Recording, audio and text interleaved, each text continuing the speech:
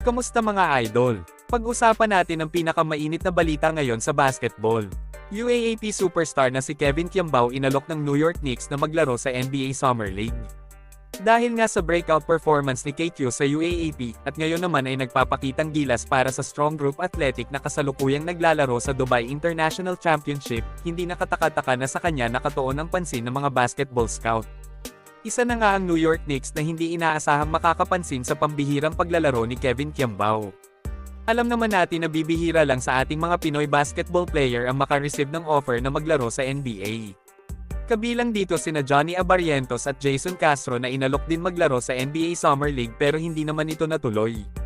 Ang ilan pa sa mga sumubok at nagtiyaga na makapasok sa NBA ay sina Jopet Aguilar, Ray Parks Jr., at si Kai Sotto, na sinasabing journeyman na sa basketball dahil sa iba't ibang liga na ang nasalihan niya sa pagnanais na mapansin at makuha ng mga NBA teams.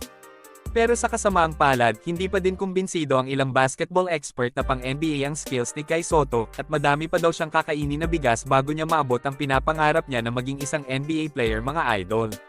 Mukhang dumating na din nga ang isa sa mga kinababahala ni Sotto na baka may iba pang pure-blooded Pinoy na maunang makapaglaro sa NBA kaysa sa kanya.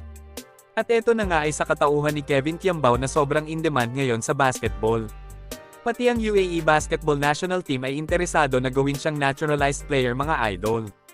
Bibihira lang ang mga ganitong klaseng oportunidad para sa ating mga Pinoy na manlalaro.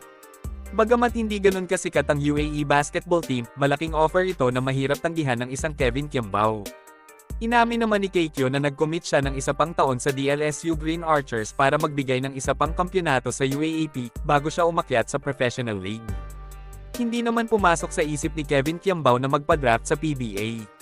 Siguradong malaking insulto na naman ito sa Philippine basketball dahil hindi na sila ang destinasyon ng magagaling na basketball player natin dito sa bansa. Madami namang magagaling na basketball player ang nagpa-draft sa PBA nitong nakaraang taon. Pero iba pa din ang talento na mayroon si Kevin Kiambao na hindi mo makikita sa mga rookies ng PBA ngayon. Hanggang dito na lang muna mga idol. Maraming salamat sa panonood.